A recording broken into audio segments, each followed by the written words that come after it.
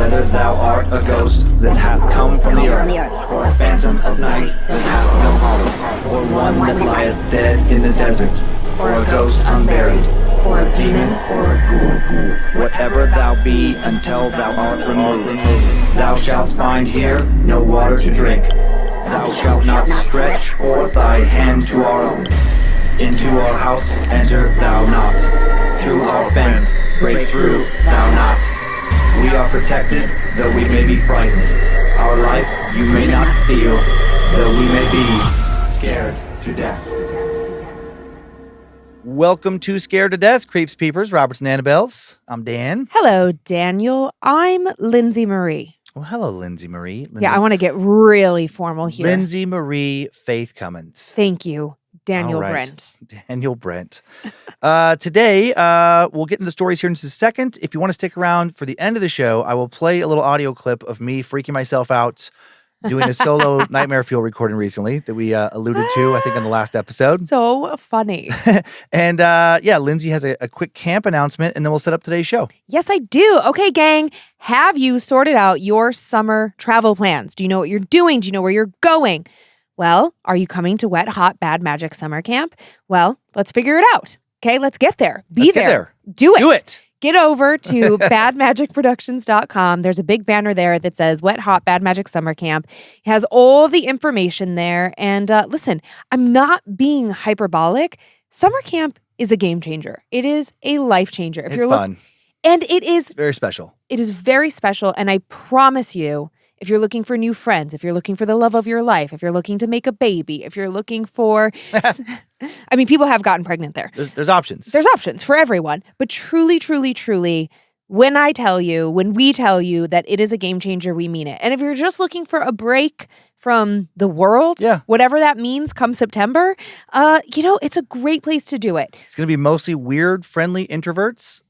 Many people came solo last year. Most people come solo. Yep, and they find people real quick. And it's a kind group of people. Yes, very open, very loving, very supportive. We don't all look the same. We don't all believe the same. But what we do is we open our arms and our hearts to each other all weekend long. And it is just... It's one of the most incredible things. And if you're looking for some more non-biased feedback, not from us, please join the Wet Hot Bad Magic Summer Camp Facebook group. Ask questions, email me. I'm really happy to point you in the right direction. We can accommodate food allergies. I mean, all the things. I've had any number of questions. So please come. Dan and I are excited to meet you, to hang out with you, to maybe sing karaoke with you, to have some drinks with you. And we just want to remind you that, we are there to restore your faith in humanity, which is exactly what that weekend does. So join us at our little hippie compound this September. Head on over to badmagicproductions.com for all the info. Yes. And now, what true horror claims have you chosen for us from those sent into my story at scaredtodeathpodcast.com? And just remember, at summer camp, we do a live Scared to Death. Oh, yeah? I have 3 stories this week. My first story, the person who sent it in entitled it Walking the Space Between the Veil. And I think that is a great elusive descriptor, so I'm going to leave it there. But that story takes us to Louisiana, which we love. And then my second story is a strange incident with some roommates who maybe a roommate was home alone, maybe she was not. And then my third story takes us to Denmark. Oh, cool. Yeah, for a situation on a city bus. Oh, okay. That's very specific. Yes. I like it. My first, I also have 3 stories today. My first of 3, 6. Ooh, 6 stories. Ooh, 666. My first of 3 is the tale of Scotland's Redcap. I got unusual stories I picked on purpose to shake things up. Okay, let's do it. This is a monstrous and murderous little goblin of a creature with horror lore going all the way back to the 14th century. And then next we will head to Serbia and talk about the horror lore behind the very strange rock formations of Devil's Town and the surrounding area. I don't know anything about Serbia. Okay. And then finally, we will explore the lore surrounding what might be early America's most famous haunting, the story of Wizard Clip, West Virginia. That's a funny name. Mm-hmm. And the story explains where that name comes from. It comes from the haunting. Okay. Wizard Clip. 3 very weird stories today that I'm excited to tell. That's honestly, Wizard Clip sounds like a Well, it sounds like a basketball team. I think there is a basketball team, the Clippers. Wizards. There's the Clippers. Well, there's the Wizards and there's the Clippers. Yeah, so my brain just went there really quickly. Yeah. Like it's some move that they do on the court. No basketball in that story. All right, fair enough. What spoopy socks do you have for today's recording? Well, in honor of one day behind St. Patrick's Day, I have fuzzy shamrocks. Nice. Yeah, just so cute. Now this one, I think this one will come out the week after St. Patrick's Day, right? Doesn't it come out the 18th? I don't think so. Did Lynze put the wrong date on her? I think Lynze did because I think. Oh, no, what? You know what? I think. No, you are right. Yes. Okay. You are right. I was like, oh no, I really screwed up. No, that's right. I was losing track of where we are with these. It's hard. We record ahead, you guys. We're always trying to record ahead because in nearly 6 years of Scared to Death, we've never, ever, ever missed an episode. And so part of the recording process is to sometimes record multiple episodes in a week, right? So that we can. So this week we recorded the 11th and the 18th, those episodes. We never want to leave you hanging. And that's always our goal, is to make sure the content is good and out on time. But you know how it is when you're living life. A week. Yeah, you guys know how it is when you're living life and you're like, wait, what day is it? When is my birthday? How old am I? Where do I live? It's that kind of feeling. Okay, here we go. You got your I got my St. fuzzy Patty's socks Day on. fuzzy socks, and we're just going to jump right into this one. All right, Dan, let's go. Time now for the tale of the Redcap. Ye had need to take care how ye dispute the existence of fairies, brownies, and apparitions. Ye may as weel dispute the gospel of St. Matthew. We dunna believe in the gormal fantastic bogles and spirits that flay light-headed folk up and down the country, but we believe in the apparitions that warn o' death, that save life, and that discover guilt. So goes a popular Scottish quote, attributed to a peasant only known as Barnaby, recorded by William Henderson for his book Notes on the Folklore of the Northern Counties of England and the Borders, that came out in 1879. In this book, Henderson chronicles almost every custom and ritual from the area, an area that's also his homeland, from superstitions around birthdays, marriage customs, the celebration of local holidays, to funeral rites. And he also covers other less anthropological topics. Topics like famously haunted locations, local witchcraft practices, and disturbing supernatural entities. And one of those entities is the Redcap. According to William Henderson, the Redcap is described as a, quote, short, thick-set old elf with long, prominent teeth, skinny fingers armed with talons like eagles, large eyes of a fiery red color, grizzly hair streaming down his shoulders, iron, a pikestaff in his left hand, and a red cap on his head. He is cruel and malignant of mood and resides in spots which were once the scene of tyranny, such as border castles, towers, and peel houses. Quite the creepy little monster. Henderson also wrote that when travelers take refuge in his lair, he flings huge stones at them, and if he kills them, he soaks his cap in their blood, giving it a crimson hue. He is unaffected by human strength, but can be driven away by words of scripture or by the brandishing of a crucifix, which will cause him to utter a dismal yell and vanish in flames, leaving behind a large tooth. Numerous sources refer to this creature as a murderous goblin. And yes, according to legend, the Redcap's hat is supposedly red because it is saturated with human blood, the blood of his victims. As Henderson said, they live in ruined and abandoned castles and forts in the borders, that is, the border between England and Scotland, especially ones where battles and particularly grisly events occurred. And there have been many grisly events in the border, also known as the borderlands. Back in the 14th century, the borderlands displayed all of the characteristics typical of a wild frontier, lacking any real semblance of law and order. Cattle rustling, feuding, murder, arson, pillaging, all common occurrences. After a while, even many well-meaning persons simply surrendered to the allure of this violence. After all, why plant crops if they're just going to be burned before they can be harvested? A profession associated with this lifestyle rose up, a kind of sanctioned outlaw known as the Reaver. And Reavers came from every social class, from laborers to peers of the realm. The Reaver was typically a skilled horseman and fine guerrilla soldier, a man practiced in the dark arts of arson, kidnapping, and extortion. And for many, there was no real social stigma attached to being a Reaver. It was simply an accepted way of life in a violent and lawless land. Reaver raids were planned like military operations. They often involved gangs of armed men, and the fighting could last for days. More modest raids might involve no more than one man on a short moonlit ride, a quick plunder from a small farm, followed by a dash home for breakfast. Although the Reaver carried a variety of weapons, including sword, dagger, and axe, his preferred weapon was the Lang Spear, aka the Border Lance. These fierce fighting men dominated the borderlands all the way until the 1600s. With the exception of the Scottish Highlands, the borderlands were the last part of Britain to be brought under the rule of law. And so perhaps the idea that a malevolent, murderous, goblin-like entity would make its home in this murderous land makes a certain kind of sense.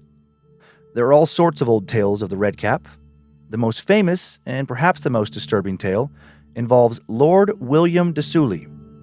There's actually two versions of the story of Lord de Sully and his Redcap, also referred to as his familiar. In both versions, Lord Sully seems to have been an exceptionally unpleasant man, even by the standards of many of his unpleasant contemporaries. He is said to have murdered many of the feudal peasants who worked his land, to have raped and taken whatever else he wanted, to have kidnapped, abused, and murdered children. One version of his story is rather ordinary and light on details. The story of a Scottish noble named William de Sully who fought during the Wars of Scottish Independence. And as he fought for Scottish independence, William de Sully was involved in some sort of conspiracy against Robert Bruce, King of the Scots. Some say he wanted the Scottish crown for himself. He was arrested, confessed his treason on August 4th, 1320, and was sentenced to life in prison. But then died, or imprisonment, not that they had prisons back then, but then died less than a year later, April 20th, 1321, under mysterious circumstances. So very likely murdered in captivity. The other much more detailed and supernatural version of the story is the one we'll focus on today. The story is based largely on a popular ballad that was in turn based on earlier oral histories, which referred to de Sully as a very powerful lord, warden of the south and of the west marches, who ruled from Hermitage Castle, south of Selkirk, and very close to the border. And according to legend, he was a very cruel landlord, something certainly far from unheard of in feudal times, where the majority of people toiled in poverty and fear, while a small minority lived in luxury and comfort. But de Sully took his cruelty further than most of his peers. He was allegedly well-versed in the dark arts that included conjuring demonic entities. There are rumors he kidnapped children and used them in disturbing ways for his sacrificial rituals. Local peasants could never prove it, but when their children disappeared, according to the old stories, it wouldn't be long before the lord emerged from his castle, rosy-cheeked and looking a bit younger, a bit stronger than before, his face plumper, his eyes more alive and more alert.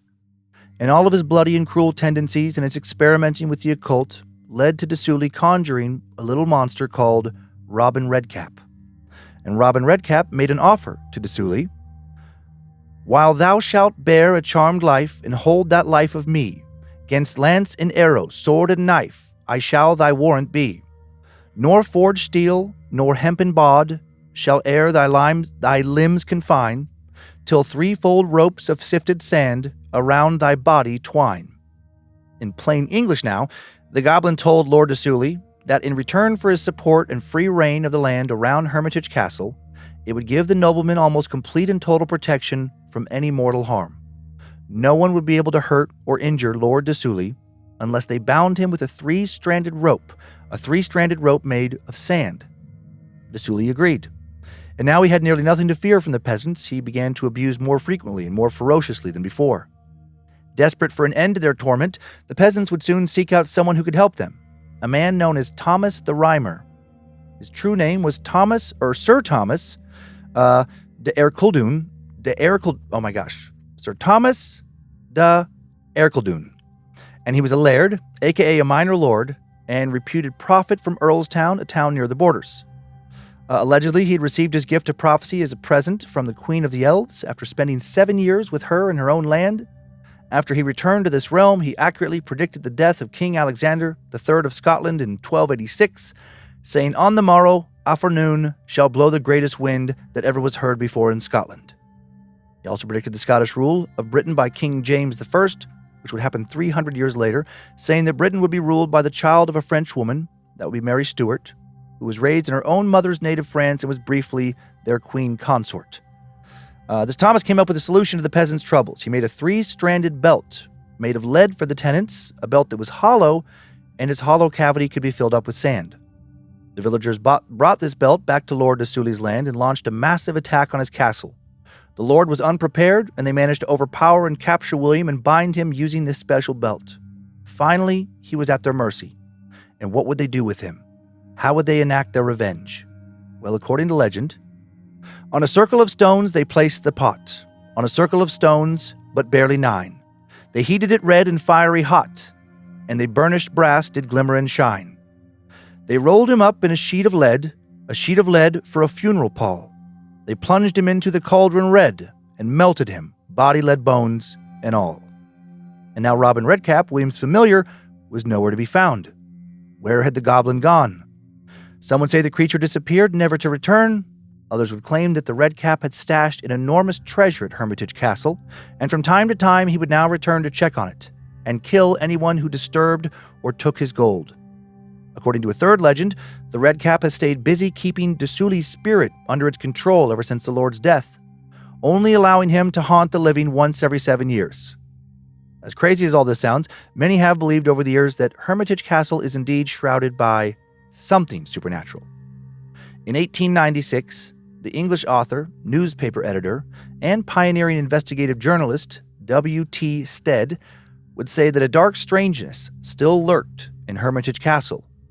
He wrote, "When I visited Hermitage Castle, I was all alone, with my memory teeming with associations of the past.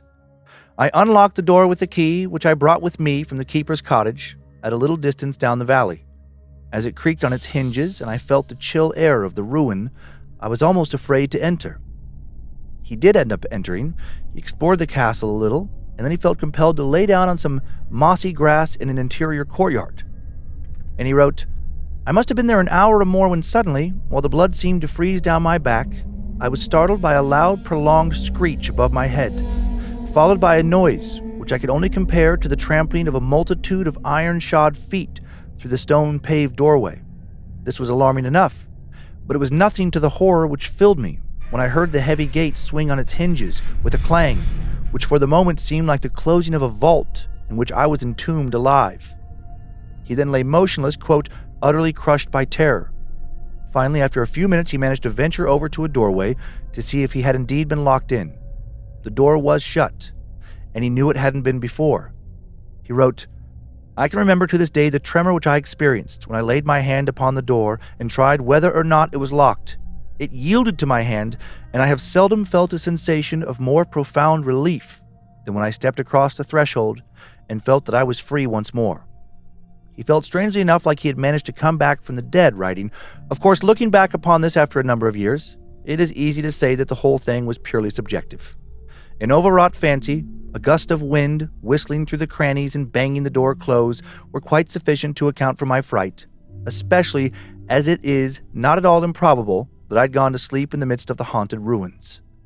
But still a nagging thought would remain. Had a spirit dragged him under? And which spirit? Was it Desuli or his familiar, Robin Redcap? While he didn't claim to see this creature, others have in recent years. On the subreddit Humanoid Encounters, a Scottish poster 6 years ago submitted the following. This is a very early childhood memory. I can't recall my exact age at the time, but I'd estimate I was around 5 or 7 years old. Unfortunately, I can only recount a small, specific point in the story, but nonetheless, this is what happened. I was in my parents' bedroom, crying in fear, as I witnessed what appeared to be a very short, malicious-looking, fair-skinned goblin wearing a pointed red cap. It simply stood on the end of the bed, laughing maniacally at me. My mother was trying to calm me down and had no idea why I was so hysterical, since she couldn't see or hear anything. So seemingly, only I was able to see this entity. That's all I can remember, sadly. I have absolutely no recollection of what happened after that, and I never saw this being again." It's very strange. Very strange. Just another odd little monster tale from centuries ago. Yeah, well, it just makes me think, I mean, we have on the desk here. A little goblin. Yeah, gnome. a little gnome. And it's like, generally we think of gnomes as being like, oh, cute little garden creatures. Or not. Yeah, this Maybe one. Maybe they're naughty. Yeah, the folklore around this one is that it's very malevolent, very murderous. It wants its gold, it wants to go collect and hide treasure, and it wants to kill anybody who tries to take it. I liked that Desuli. Uh-huh. So maybe he was eating children, drinking their blood. To keep himself looking young. I was like, what are you, Tom Hanks? I know, it's all like the modern. Yeah. It's like that Everything. Stories of that have never gone away. Well, what do they say? Like everything old is new again. Totally. I was just cracking up. I was like, oh yeah, he found the adrenochrome or whatever. Like, I was having a good chuckle inside myself. There are people worried today that powerful folk are taking their children and torturing them and sacrificing them in rituals to Here's the thing. Dan. Keep their youth going. Here's the thing. Yeah. There are so many people that go missing every year that we have no trace of. True. Okay. I know. I will bring up when I talk to people about this. I'm like, yeah, but they've literally there's never been evidence of a massive satanic or occult ring. And you know of. And that's always the answer. It's like, well, yeah, because they're so good at hiding. Well, they're real good because they've been getting away with this apparently in secret for thousands of years. You know what? If they are, good for them. Never concretely caught. Good for them. If you could keep a secret that long, honestly, I'm like, all right, well, whatever. Then I guess you're getting what you deserve. Obviously, I'm joking. I know. I have a bunch of pictures. There's cool pictures around this, which is actually one of the things that drew me to the story. Some cool artwork. This first one. Oh my God, that thing is so creepy. Yeah, it's like a doll. It's like a carved doll, a recreation of Robin Redcap. She's 3D. Okay, you guys. So in a little case. It's like kind of has like a rat face. What's the rat's name in Teenage Mutant Ninja Turtles? Shredder. It reminds me of Dark Crystal. There was this old early 80s movie. I think early 80s. I wasn't born yet. Yeah, it's like David Bowie was in it. It's like very odd, strange. It might have been a musical. I haven't seen it since I was a kid. Hilarious. But there were these creepy little puppets in it. Okay. Like that look a lot like this, actually. Yeah. Yeah. So this thing has like a weird, like rat-esque face, big ears, the red hat, like a very long. The nose is sort of like a violent looking toucan nose. Like I don't know how to explain. Long. The fingers are what long, creep creepy me fingers. out. The skinny little guy wearing medieval clothing with like a pike little staff weapon he's holding in his right hand. Yeah, go on over to Scared to Death Podcast on Instagram and you will immediately see what we mean. Okay, so this next one, this is a exterior shot of Lord Destoulis's Hermitage Castle, where Robin Redcap was allegedly conjured. And construction on this thing began way back in 1240 CE. And this is a somewhat recent photo? Yes, modern photo? Yeah, recent photo. You can see like those little people standing beneath it for scale. Yeah. It's massive. There's a sheep there. Can you zoom back out? Yeah. And it's beautiful. Just completely out by itself, not in a town or anything. Well, I mean, that makes sense that's where they would do sacrifices. And then this next one, just that interior courtyard where I imagine that author laid down and had his nap. Because I found numerous photos of the same interior courtyard. Okay. And then finally, this is just a really cool Redcap illustration from manualofthemacabre.com. Oh, yeah. Yeah. It's a little modern rendition Creepy interpretation. Little gremlin. Mm-hmm. But he's also kind of cute. Uh-huh. He's just a little guy. There's a lot of illustrations around these Redcaps because, and I don't know exactly which world, I can't remember off the top of my head, but they're in D&D campaigns. Oh, gotcha. AD&D. Yeah, Gotcha. like Dungeons and Dragons, it's one of the many, foes you can encounter. Dun, dun, dun. And that's it. Well, that was fun. I actually really loved that. Yeah, that's interesting just to see what people were scared of, in years past. And yeah, well, and like what we continue to build on. Mm-hmm, exactly. The origins of a lot of our, creatures and tales from today. Yeah. So you ready to leave that strange Scottish legend and hear some equally strange folklore from Serbia? Goodbye, Scotland. Hello, Serbia. Devil's Town is a rock formation of about 200 earthen towers on Radin Mountain in southern Serbia. The Devil's Town rock formation consists of 202, to be precise, earth pyramids or towers, ranging from just 6 to 49 feet tall. Scientists say they were created by intense volcanic activity that occurred millions of years ago. However, some locals attribute the towers to supernatural origins. Time now for the tale of Devil's Town. It seems as if the entire area has been marked for violence from the beginning. The name of the nearest village comes from the Turkish word for blood. The area beneath Devil's Town is called the Hell Gully, an area also shrouded in mystery. There are numerous mine shafts that date all the way back to Serbia's medieval era in the 13th century The king of Serbia brought in Saxon miners to develop the kingdom's mining industry. And today there are the remains of 4 mine shafts from this time in the Hell Gully. But only one 800-meter-long tunnel has been surveyed in modern times. The rest have been deemed too dangerous to enter, and no one seems to know what creatures or spirits might be lurking in those dark, unexplored tunnels underground. The area is also known for its 2 natural springs with an unusually high mineral concentration. One is called the Red Well, and the other is called Devil's Water, because of how extremely acidic it is. So many nefarious names in one little place. The entire Radin Mountain region is full of dark, ancient folk tales, some of which have direct ties to the origin story of Devilstown. According to legend, Radin Mountain was once inhabited by fairies, and the people living in the foothills were pious Christians who lived in harmony with these magical beings.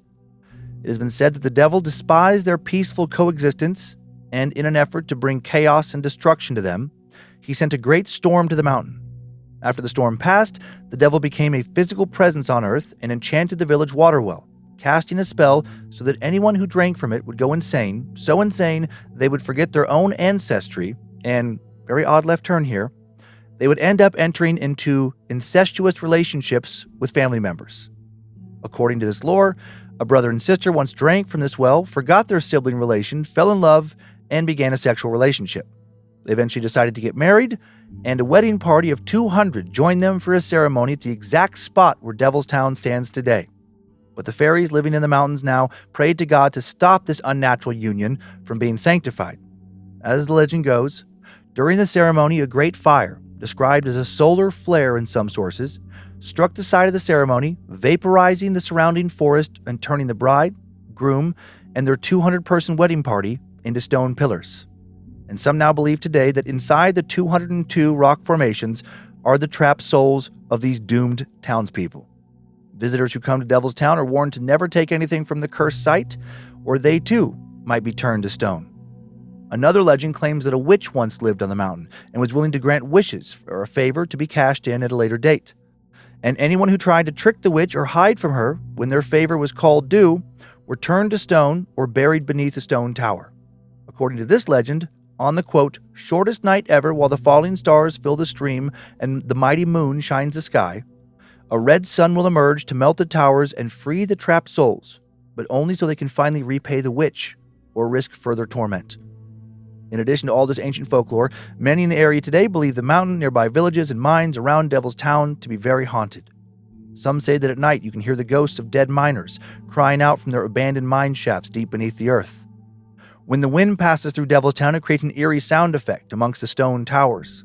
And some swear they hear unnatural whistles, howls, or human cries within this strange wind.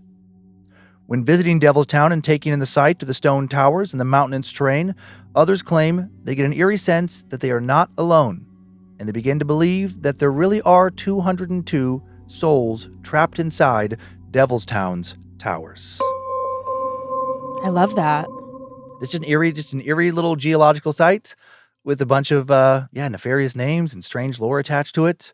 It's beautiful there. I wanted to put a whole bunch of pictures of just Serbia in general. There's so many places in Serbia where I'm like, oh my God, how is that real? Really? Oh yeah. I literally know nothing about Serbia. Like crazy lagoons and hot springs of like the brightest blue water. Huh. Where I'm like, is this photo been altered? But then you look in like videos, I'm like, nope, it's that bright blue. Wow. Like just the minerals, I guess. But really pretty like waterfalls and just interesting geological formations. Do you want to go to there? I do. Okay. From TripAdvisor.com. Whoa. This is the strange rock formations of Devilstown. So that's 200. There's 202 of those? 202 varying heights of all those little towers there. I was quite proud of myself when you started to talk about the solar flare and there are 200 guests. I was like, oh, I can do math. 202. I know what's going to happen. This is just a closer a photo, little closer view of those towers. Yeah, they're just weird rock formations. It reminds me of like Fraggle Rock or something. Like you don't know that cartoon, do you? I know Fraggle Rock. Oh, you do? Okay. Mm-hmm. Oh yeah. I see what you're saying with the little I can't remember what the little guys in Fraggle Rock are called right now, but they're all the little dozers. The little dozers are always working on mines. They're mining stuff down in Fraggle Rock, and this looks like some of their habitat. Yeah, it does. I want there to be like little like mushroom caps on the top of all of those, and like be like a psychedelic kind of look. Yeah. And then this is from Natanya.travel.com. This is the entrance to one of those medieval mine shafts. Do we know what that sign says? No, we do not. I think it says just mining something. pain, but I don't know what that's supposed to. Payapaco, Akoha. Yeah, I don't know what the Serbian. Mining pain. Okay. Yeah, but it's a little entrance there. I don't know anybody from Serbia. Serbia is just like really. I'm like, what is Serbian food? What do Serbian people do? Like, I just am so out of connect with Serbian people. There was like a friend of the friend of back when I was in college who was from Serbia. Okay. And that's when I remember learning about like Bosnia and Serbia warring with each other and like the conflict there, but I don't know much either. Even that, I'm like, I feel very not well versed in that. Yeah, I know roughly where it is. Bosnia, Serbia, what is it? Herzegovina, Croatia. They're all in the same kind of like area of southeastern Europe. Mm-hmm. Are you ready for one more weird paranormal tale? I have a weird question. Yeah. In that TV show, Perfect Strangers. Oh, was Balki from Serbia? No, or was he Bosnian? I feel like he was one of those. I can't remember. It's been so long. But I think you're right. He's from that part of the world, I think. Okay. Not that that's correct in any way, shape, or form. Like a fair representation of the people there, but that's where my brain went. Okay, in the 1770s now, a man named Adam Livingston moved from Pennsylvania to a 350-acre farm northwest of what is now Middleway, West Virginia. But back then, it was not called West Virginia because there was no West Virginia. The state had yet to be divided. And he had inherited this land after his father had passed away. And according to an account of Adam's life written in the 1949 book, The Mystery of the Wizard Clip, Livingston was eager to move to Virginia and inhabit his father's estate because he had recently experienced a series of terrible misfortunes on his property, such as his cattle inexplicably dying and his barn burning down. He hoped he'd be able to put this bad luck behind him, but then things took a very strange turn years after he moved to this new location. Time now for the tale of the Wizard Clip haunting. The events that would follow the Livingston family's move to West Virginia would become one of America's most famous ghost legends and would later be referred to by Reverend Alfred E. Smith, editor-in-chief of the Catholic Review, as the truest ghost story ever told. In 1794, Adam Livingston was visited by a stranger. There was a raging storm outside, and the man looked gravely ill. Adam let him in, offered him shelter for the night. The man was sure he was about to die, and he asked Adam to call a Catholic priest to give him his last rites. Being a devout Lutheran, Adam was not fond of the idea of a Catholic priest coming into his home, and he either outright refused to call the priest or told the man he could not find one, whether that was true or not.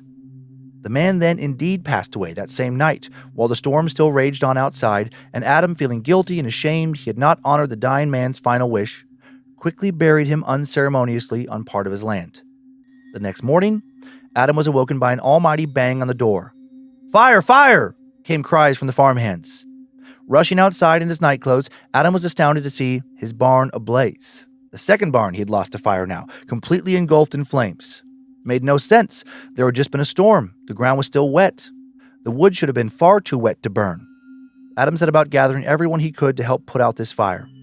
And once they had, with the ruins of the barn now smoldering, Adam remained puzzled over how it all began. He never would get a concrete answer. But soon he would barely think of the barn, as he would have other confounding and more pressing events to wonder and worry over.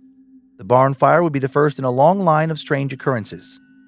The Livingston family started hearing strange noises, like the sounds of phantom horses galloping through their house in the middle of the night. A number of the family's plates and other crockery would seemingly leap from the cupboards and shatter upon the floor.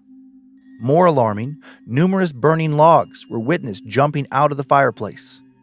Their money started to disappear, even though there were no signs of anyone having broken into their home. Most disturbingly, a number of their geese and chickens were found decapitated. And then the clipping began. The entire family, and whoever happened to visit them, would hear a loud clipping sound throughout the day and night. It reminded some of the sound of a large pair of shears or scissors, the sound they make when they forcefully shut close and cut something. And indeed, many things were being cut. After the sound began to be heard, the family found various items of clothing, pairs of shoes, bed linens, and miscellaneous leather goods cut to pieces. Even stranger, they often found the fabric and leather with a crescent moon shape cut out of it. Even clothing that had been stored away or literally locked up in a chest would still end up getting cut. More upsetting, some clothing was clipped while people were still wearing it. Wouldn't take long for the people living on the Livingstons' land to attribute all these odd occurrences to a haunting, and news of the haunting, of course, spread quickly around the area. Initially, before the actual clipping, Adam tried to shrug off any attribution to the supernatural, believing tales of ghosts to be pure nonsense. But once he began to see the fabric inside his household cut to ribbons in front of his eyes, he had to admit that something strange and wildly unnatural was happening. One of the many people who witnessed the phenomena of the cutting always accompanied by that strange clipping sound, began to refer to it as the wizard clip, and the description stuck. The entire village of what is now the town of Middleway became known as Wizard Clip, and residents began to be referred to as Clippers. Soon, people from all over the state, and even sometimes beyond, began to visit to try and see or hear the magical clipping for themselves. One man who came to witness the phenomena firsthand was wearing boots, and they were allegedly snipped into, quote, an absurd, useless coil of leather and boot sole while he was wearing them. The Jesuit priest Thomas Mulledy, a distinguished academic, the founder of the College of the Holy Cross, and one-time president of Georgetown, came to investigate the paranormal claims and wrote, everything that was cut in such a manner that they could not even get a small patch that could be of any service. The things being cut in the form of a half moon, boots, saddles, etc., all were cut to pieces. He could come up with no earthly explanation for what was happening and what he himself had witnessed. In 1797, a woman went to the house to see the wizard clip for herself, and a man named Father Gallitzin, another curious priest who had come to investigate the phenomena, later recounted to a friend of Livingston in 1839 what happened to her. Being one day at a tea party in Martinsburg, an old Presbyterian lady who was of the party told the company that having heard of the clippings that was going on at Livingston, to satisfy her curiosity went to Livingston's house. Before entering the Livingston house, she took her new black silk cap off of her head, wrapped it up in her silk handkerchief, and put it in her pocket to save it from being clipped. After a while, she stepped out again to go home.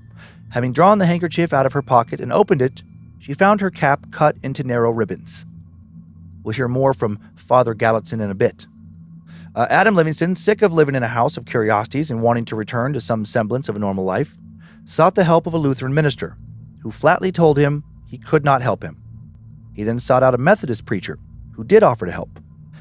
This pastor and some members of his congregation visited the Livingston house and were promptly driven away by a, quote, shower of stones thrown at them by invisible hands. Adam turned next to an unnamed German faith healer, some man referred to in sources as a conjurer, but this conjurer refused to help him without receiving payment first. And Adam, fearing he was nothing more than a snake oil salesman, refused to give him that money.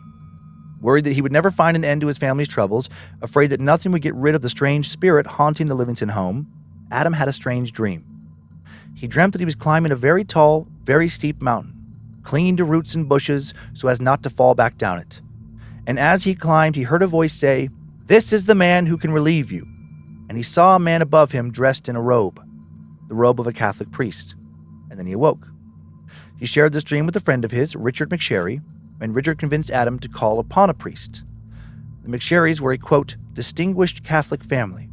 Mrs. McSherry informed Adam that there was no priest living in the area, but that a priest would be holding church at a house in nearby Shepherdstown the next Sunday. Adam came to the Catholic service that following Sunday, and when Father Dennis Cahill appeared at the altar, Adam exclaimed, "That is the very man I saw in my dream. He is the one who will relieve me." Adam spoke to Father Cahill about his troubles, begged him for help following the service, and Cahill reluctantly agreed to visit his home. Father Cahill decided to bless the home, and he sprinkled holy water throughout the house. Then, just before he left, a sum of money that had previously disappeared was found lying on the doorsill at his feet. Following this blessing, the paranormal activity stopped for a short time, but then returned, and things eventually were every bit as bad as they had been before. Adam then reached back out to the Catholic Church, and soon another Catholic priest, Father Dmitry Gallitzin, who we heard about earlier, came to stay at the property and observe the activity. Demetrius A. Gallitzin was an interesting man. He was the son of a Russian prince and Prussian countess who lived from 1770 to 1840. In 1795, he became the very first ordained priest to have completed all of his Catholic instruction here in the U.S., Gallitzin became a prominent missionary to the young nation, known as the Apostle of the Alleghenies. He worked at the Conewago Chapel in Pennsylvania, but traveled to Maryland and Virginia.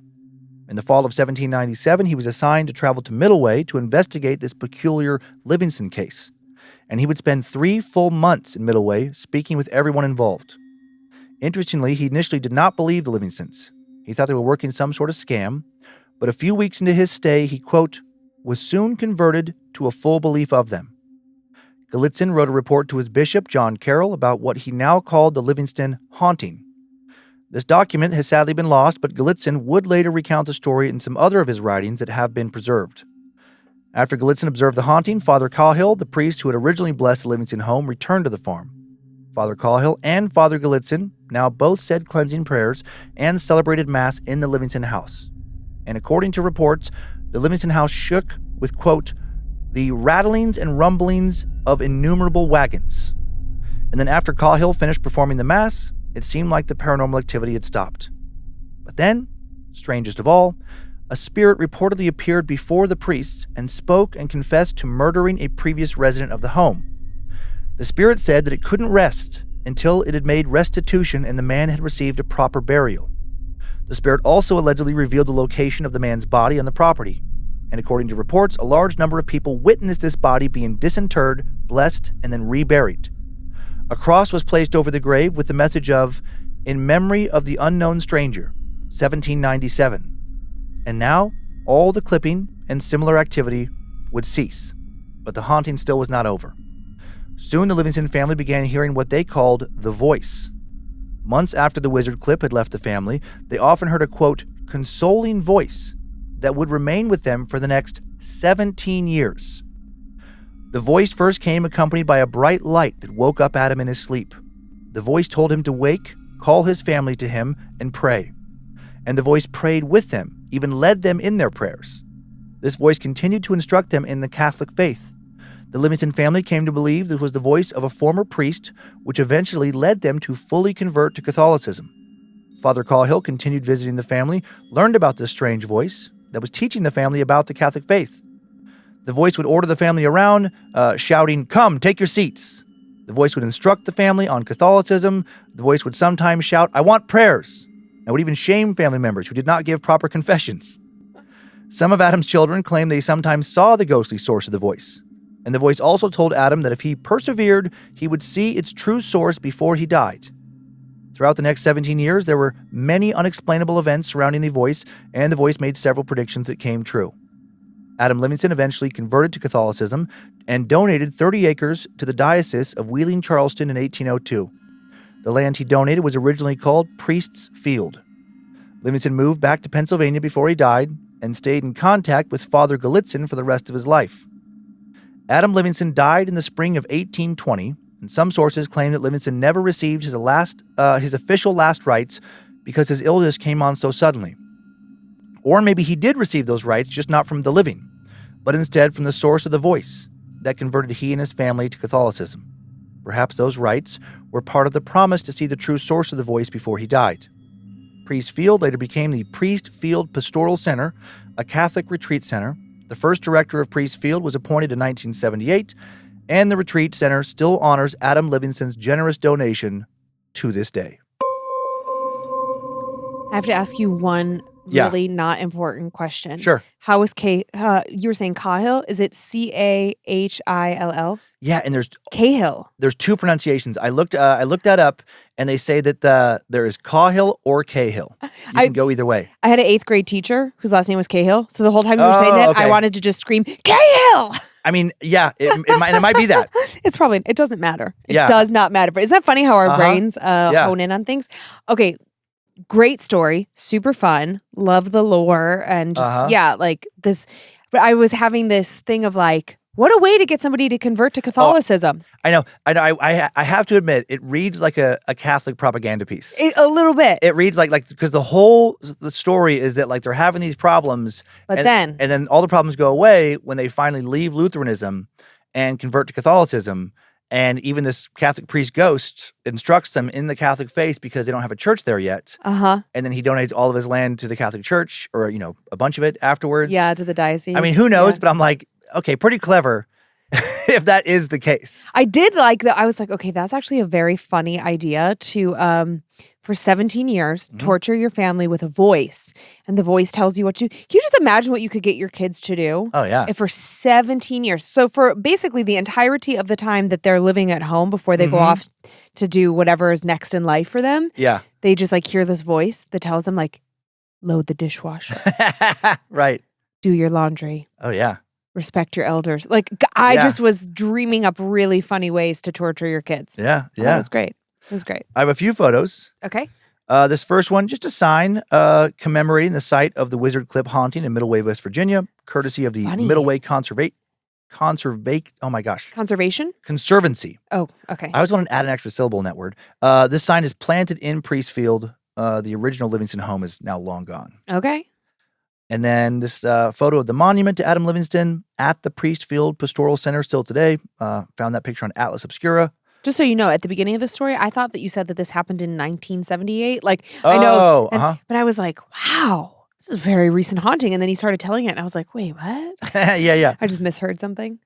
And then this last photo, this a little sign That with is like a funny. crescent moon and a little wizard staff looking thing on it, or I think that's No, what it is. those are scissors. Oh, I couldn't see it as well. Okay. Oh, yeah, Right? sure are. There's two handles. You're right. Scissors. Quite frankly, it looks very phallic. It does. Scissors and a little crescent moon and a number. And Oh, is this part of like a tour? Well, it's not part of a tour. And I don't know what the number means. I couldn't figure that out. But there are signs like this on little buildings all over Middleway, West Virginia. And it's just all with the crescent moon and the the clips, the clippers, the clippers. shears? Yeah, the shears. It's just some kind of nod to the Wizard Clip haunting. It feels like, okay, because this one has the number 44 on it. Yeah, maybe there's an audio tour you can get, and it's like, go to 43 now. Exactly. Yeah, but I couldn't determine that concretely. How dare you spend more time? Oh, and then finally one more just goofy photo of a modern wizard. Yes.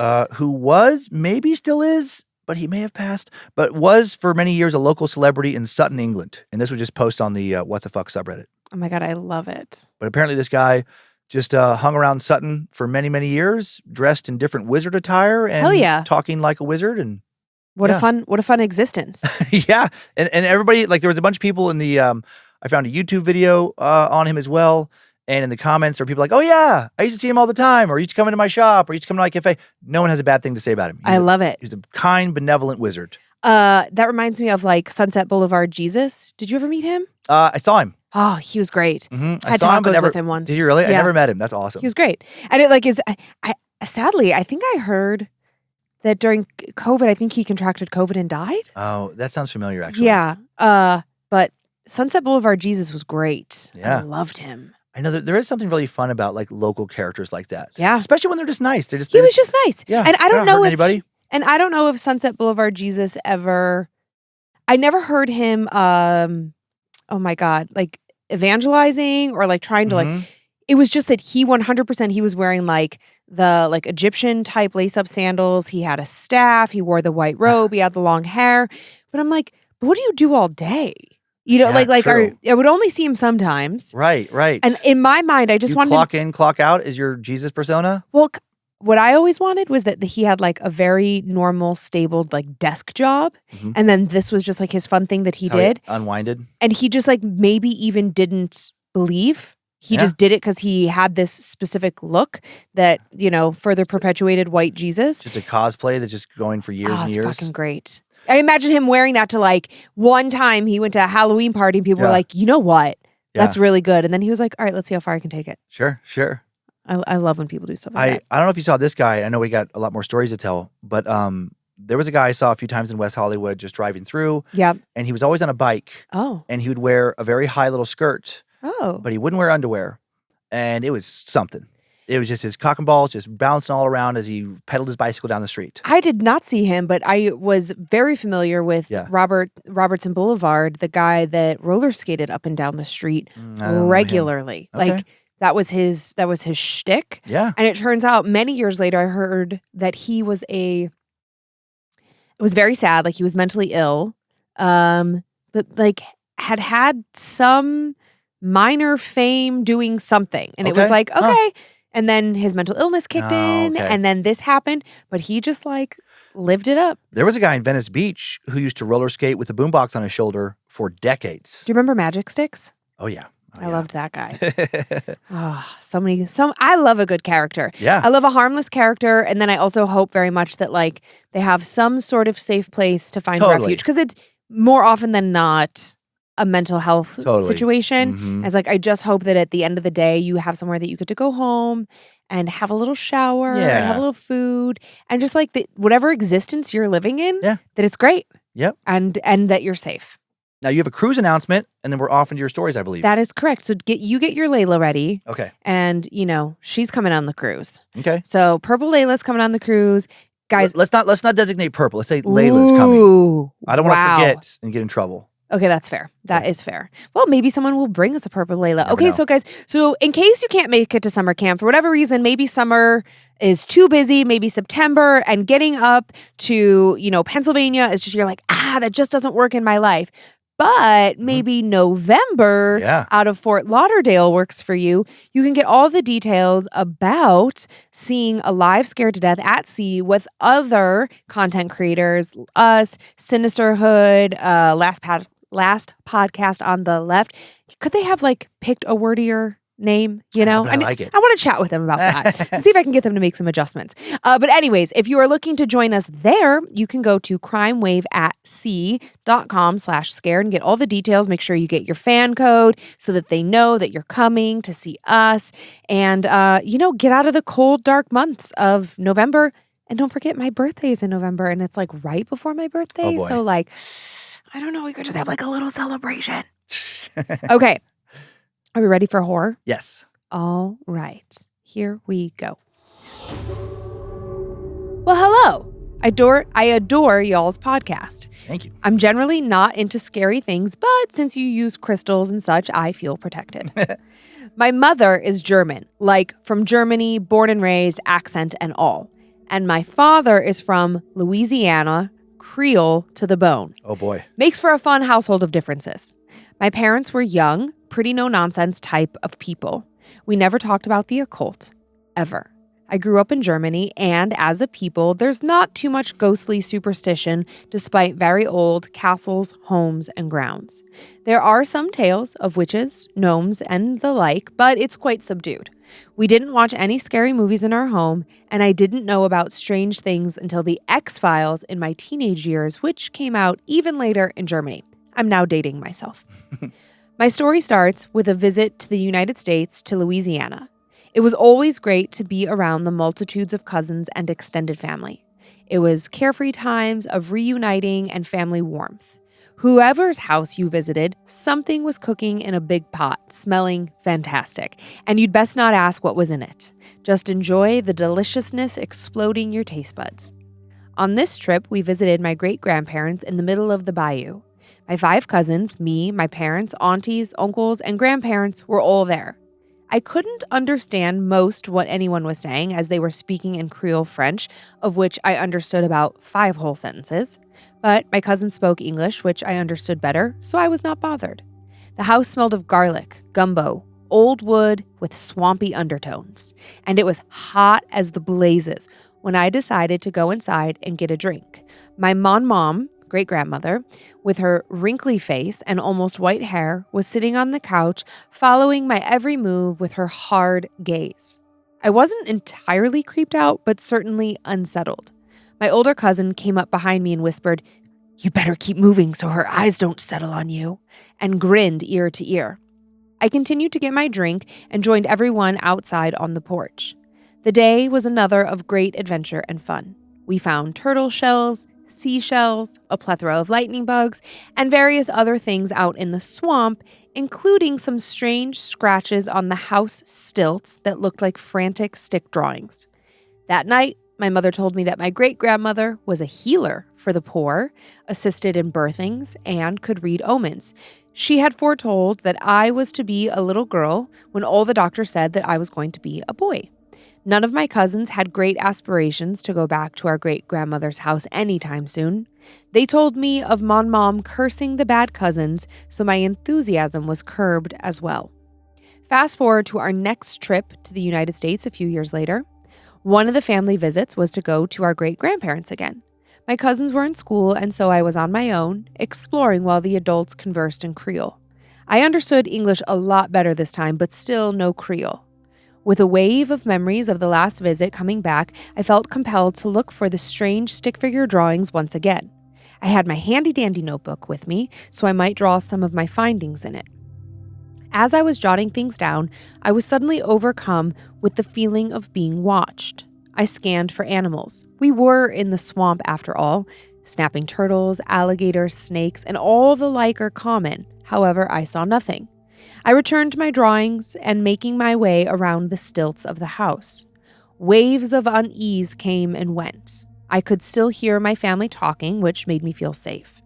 I kept on going, picking up random shells and things on the ground, doodling more of the stick drawings I have found. I felt a hand on my shoulder suddenly. It was my dad, and he looked frantic. Apparently, everyone had been looking for me for the last hour, calling for me with no response. I had heard nothing but the ambient chatter of critters. Everyone was relieved to see me once we were in the house again. Everyone, that is, except mon mom, who was staring daggers into me. I was already uncomfortable for causing the commotion and apologized endlessly. That night, I had horrible, hazy nightmares of nothing I can remember. I woke up drenched, but blamed the heat of the south. I noticed a burning sensation in my hands that simply would not go away. By the second day, I told my parents about it, but there was nothing to be seen, no discoloration, no rash, nothing. I was told to drink more water. Time became stilted, and I frequently felt like I was walking sideways. As in, instead of walking on the floor, I felt like I was walking on the walls. When I looked into the mirror, my eyes, normally dark brown, looked electric blue. I felt the need to eat very hot peppers. My body felt spastic, like it needed to move its limbs at all times, but in no rhyme or reason, while my hands still felt on fire. My mother noticed my discomfort, and we went to the ER, where nothing was found to be wrong. But there was so much wrong. Whenever I looked at people, their faces would grow gray and elongate. Their eyes would turn dark and then sink into big black sockets. Their mouths would contort into grimacing horrible smiles or screams without sound. I began to stare at the ground because it was so scary to look at everyone. I was sobbing at what I was seeing. I tried to go to sleep early. My parents told my family I was jet-lagged. The darkness that I had hoped would help did exactly the opposite. I saw floating gray people with empty eyes, elongated limbs dancing all around. Some looked directly at me, coming close, almost caressing me and grabbing me. I was also contorted with my limbs becoming longer, the burning sensation in my hands actually turning into flames on my hands, the light doing nothing to keep the black-eyed things at bay. I was screaming in my sleep when my parents and grandparents gathered around me, their faces gaunt and gray as soon as I looked at them, their eyes slowly turning into those lifeless black tunnels. I heard my grandmother say, "No doctor can help this child." I felt as though I was sinking into the wall, being pulled by a huge hand. All color was draining from the world. It became silent, and I was surrounded by the scary, dark, long people dancing closer and closer to me. I was being pulled at for hours, occasionally hearing my parents' voices, but they were just so far away. It was faint, but I heard the figures chanting something with their contorted, gaping maws. Something grabbed my still burning hands, finally cooling them for the first time. I followed the cold. It was surrounding my body. It became brighter in the darkness, and the gray things moved away from me. I heard a voice, "Open your eyes." I obliged and opened my eyes, squinting, expecting to see more gray figures. It was the hard face of my mom, very close to my face. The smell of garlic and sage came rushing into my nostrils. Color was returning. She said something like, "You know un fantôme," and everything returned to normal. Time, walking, seeing in color, seeing people's actual normal faces, everything was okay. And I've never since been back to my mom's house, nor experienced anything like it. I know now to never ever copy down symbols I don't know, and never again do I want to walk the veil between what is and what is not.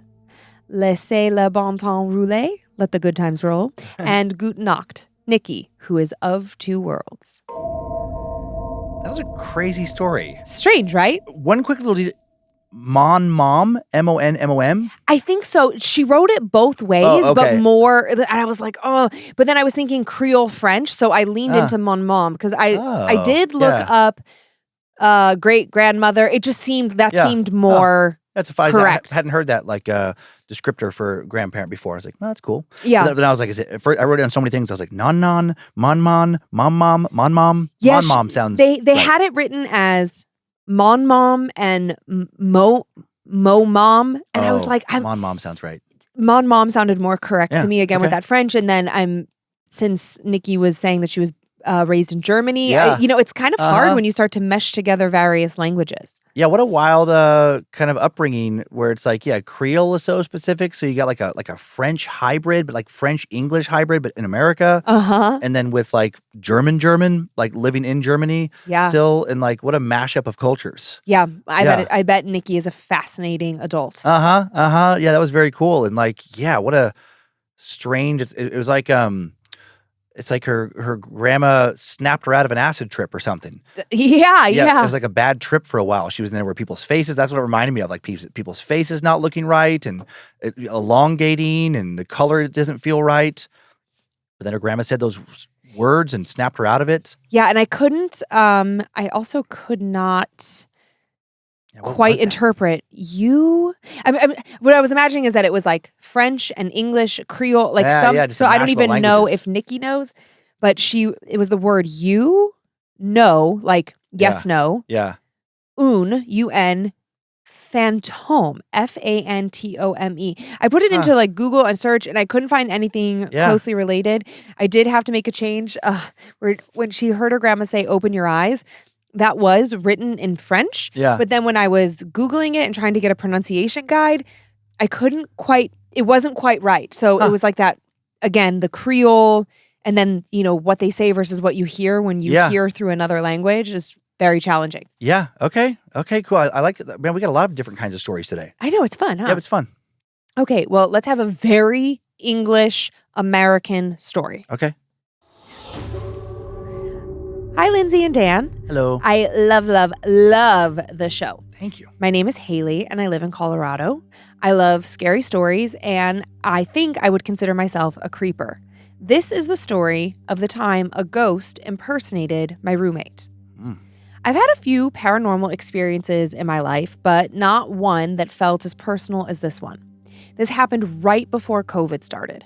I lived in a house with two other girls, and on this particular night, one of my roommates was working an overnight shift, and my other roommate, Lily, was going out on a Tinder date, leaving me home alone for the night. It was a pretty typical night in for me, doing chores and watching some TV. I had been texting back and forth with Lily throughout the evening, talking about her date, the bar she was at, and how much fun she was having. The date seemed like it was going quite well. As it grew later into the night, I started to get ready for bed and realized I hadn't gotten a text back from Lily in a while. I struggle with anxiety, and I started to really worry about her. But I checked her location, and she was still at the same bar, and she had just posted a photo of some fruity drinks on her Snapchat story. I figured it was just my anxiety playing tricks on me. Lily was probably having a great time and just not looking at her phone. I sent her one final text saying I was going to bed, but to call me if she was too drunk to drive home. I was only asleep for a couple hours when I heard a knock on my bedroom door. I sat up in bed, sleepy and groggy. Had I actually heard a knock, or was I just coming out of a dream? A moment later, another knock and a voice came from the other side of the door. Haley? It was Lily, and it sounded like she might be crying. A third knock followed by, Haley, please let me in, please, I need you.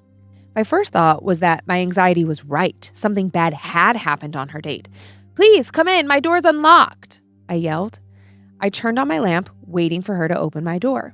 I sat there for a moment expecting Lily to come in, but she didn't. I got up and opened the door, expecting to see Lily on the other side of the door, but all I saw was an empty, dark hallway. Lily? I croaked. I was feeling very uneasy. I heard Lily's bedroom door gently close down the hall.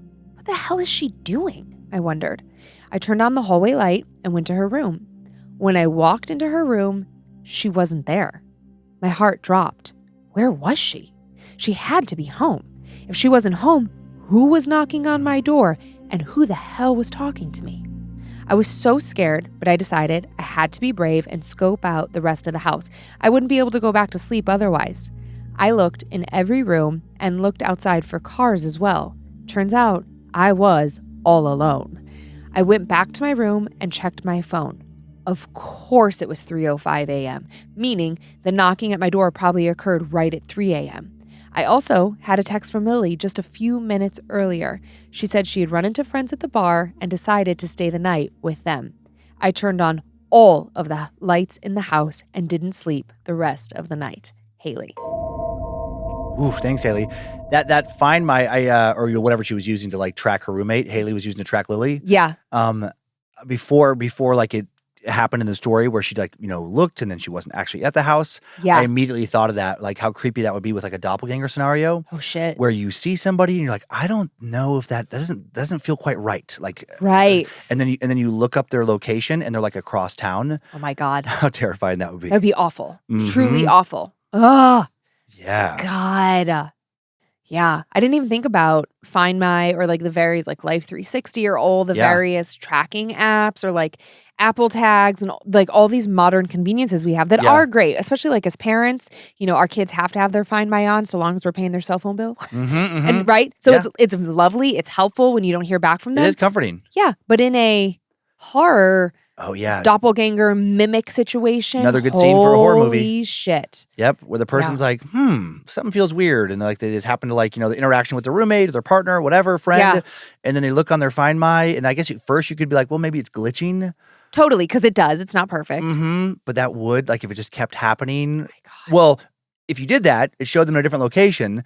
And then later you're talking to that person and it turns out they were at that location when you also saw them there with like technology. Yeah. That would just be extra terrifying.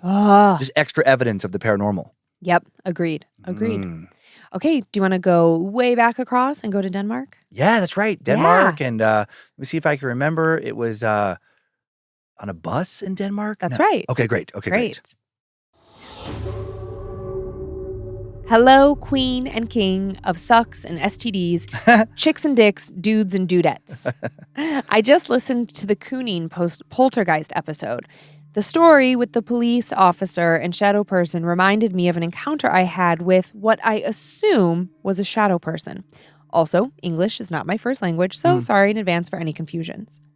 To set the scene, here's a bit of background. I live in Denmark and drive the city bus for a living.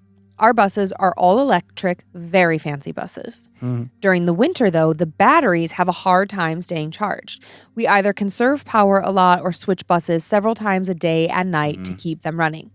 During December, I have the graveyard shift. This is mostly to accommodate partygoers and Christmas diners where a lot of Danes often drink schnapps and become very intoxicated.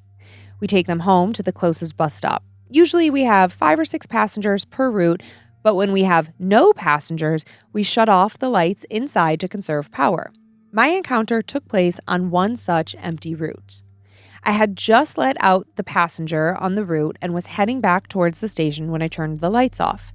As I glanced in the outside mirrors, I caught a glimpse in the inside mirror of someone standing in the back of the bus in the dark. I felt the hairs on the back of my neck stand up. This person was seemingly standing just behind my seat, just out of sight. I could see him on the security camera and in the mirror, and he was waving to the cameras. I immediately hit the lights, but when I looked, he was gone. I yelled out, "Hello?" down the aisle. I couldn't see or hear anything.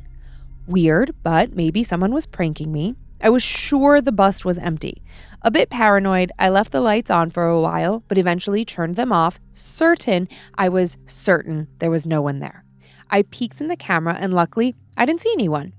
Breathing a sigh of relief, I thanked Nimrod and good boy Bojangles. Eventually, I checked the outside mirrors again, and I could not stop myself from a random peek of the inside mirrors.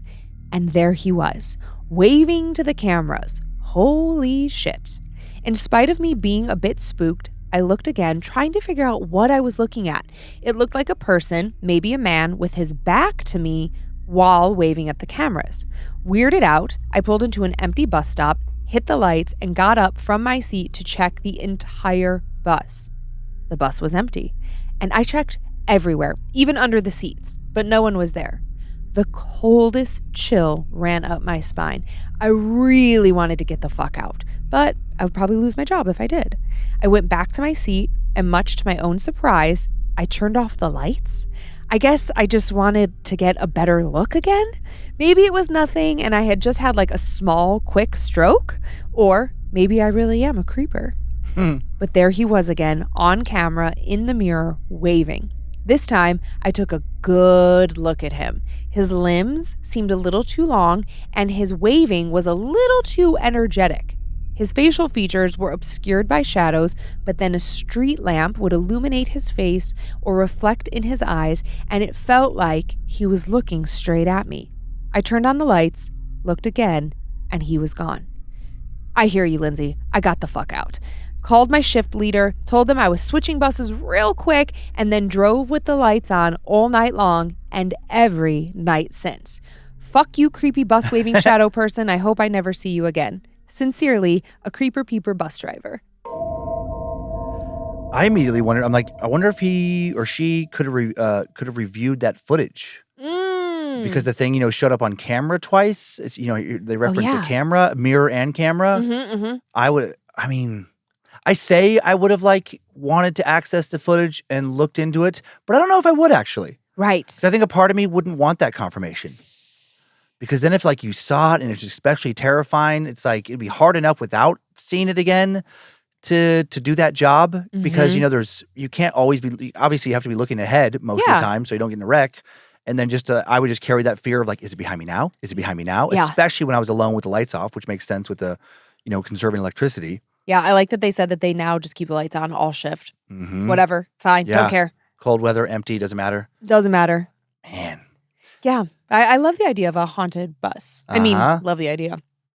I just like it as a different, there are people in every city, in every state, I bet, and almost every country, everyone can relate to, city employee. You have to drive, this large vehicle, and it normally contains a lot of people, but like a school bus. Yeah. Last shift of the day, you drop the kids off after even sometimes, they have the bus drivers for a basketball tournament. Totally. Right? So maybe it's 7, 8 o'clock at night. Or later. Yeah, right? You got to take it back to the... An away game, you could be driving back alone at midnight. Absolutely. You got to take it to the bus yard. I don't know what you'd call it. Or just back drop to it school, off whatever. and get in your car. Yeah. That would suck. How much would it suck? You think you've seen something on this bus. Yeah. You have to take it back to where the bus station. Yeah. And now you have to get out and go to your car. I don't know what's worse, staying on the bus with the potential of some sort of cryptidy thing, or getting out of that bus and running in the dark to your car, where there might also be something in the backseat of your car. Because that's what your brain's going to start doing. Yeah, we have had, when you brought up school bus, I'm like, oh yeah, we have over the years told several stories that involve a haunted school bus of some kind. Yeah. Usually abandoned. True. Not like an active bus that's still being driven where you're seeing something. It's usually or it's or if you drive the bus in a certain location, there's some lore there. Yeah. Yeah. There is.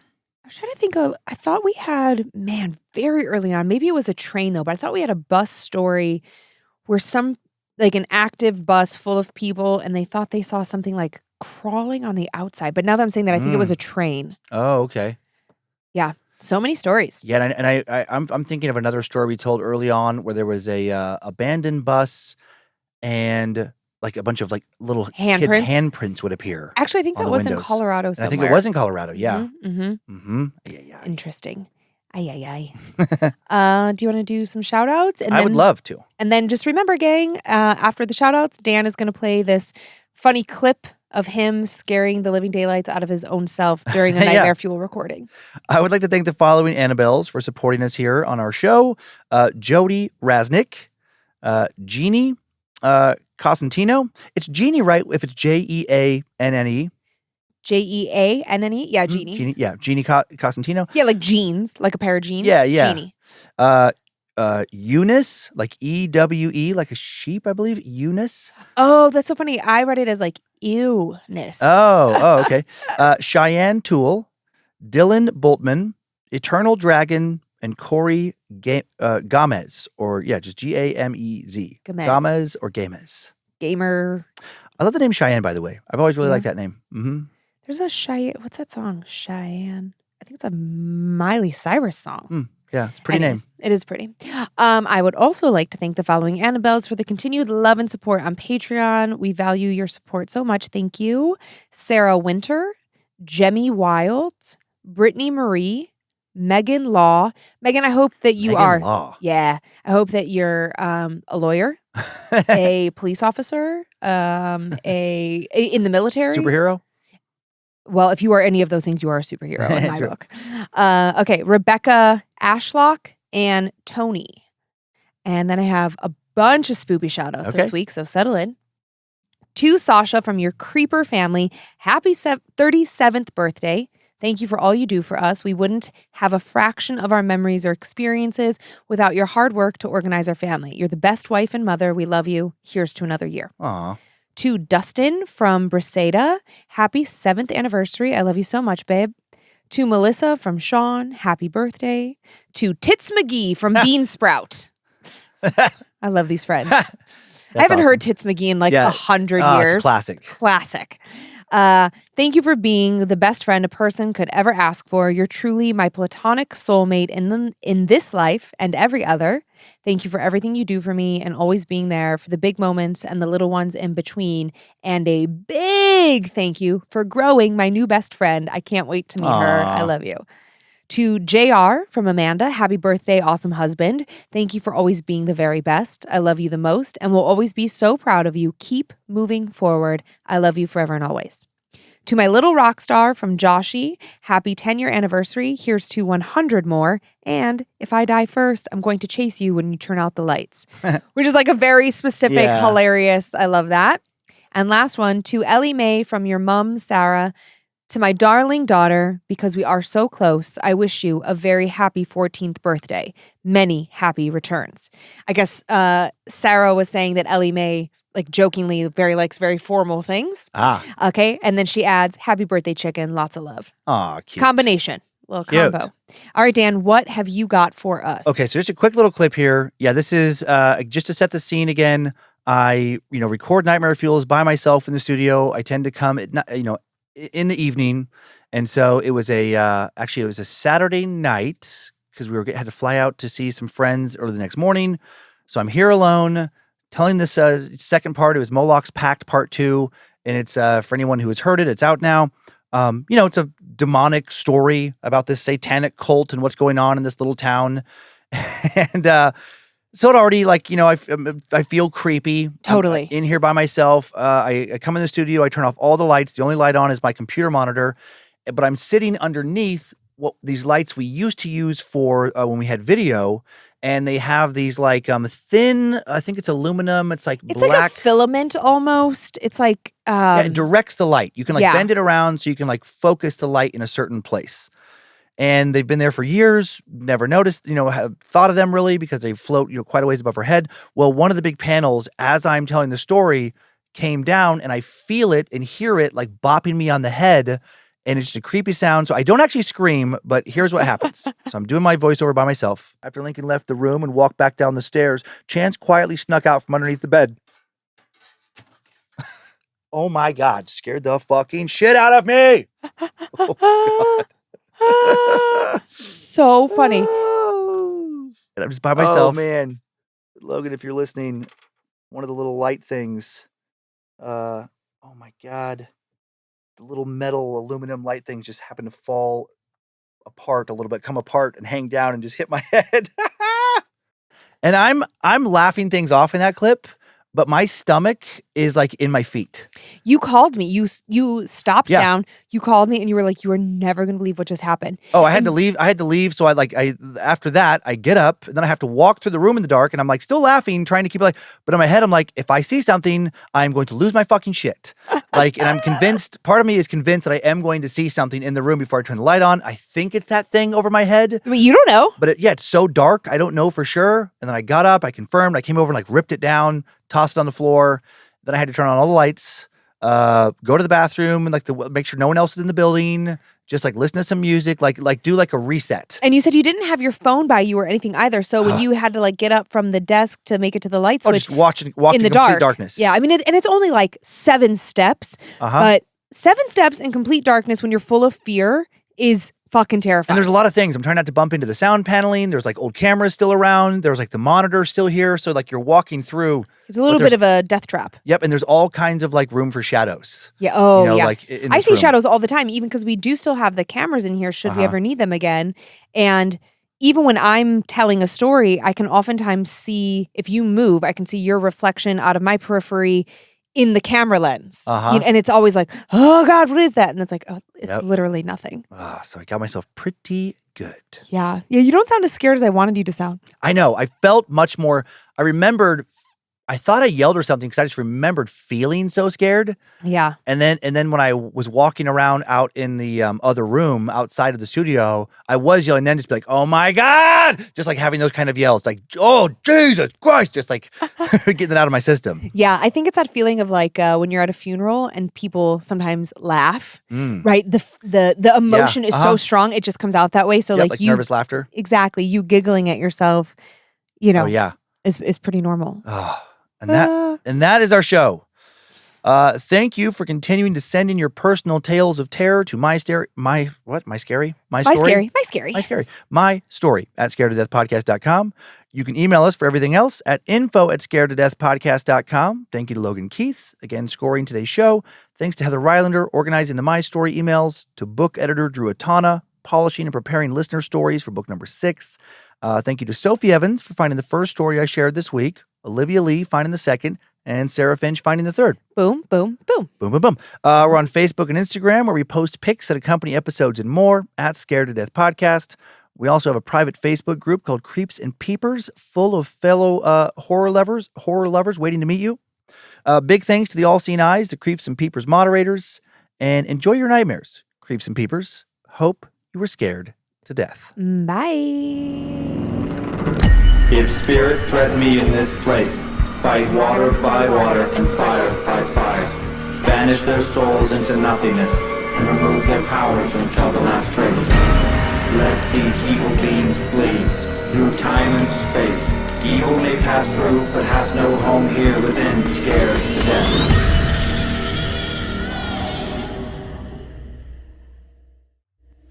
Mad Magic Productions. Oh my God, scared the fucking shit out of me!